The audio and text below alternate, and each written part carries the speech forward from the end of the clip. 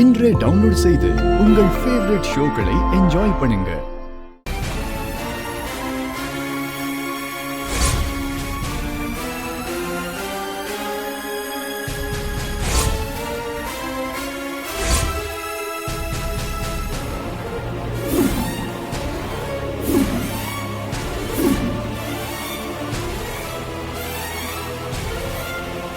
சந்திரா, மாலையை பார்த்தா தாலி உள்ள இருக்கிற மாதிரி தெரியுதா?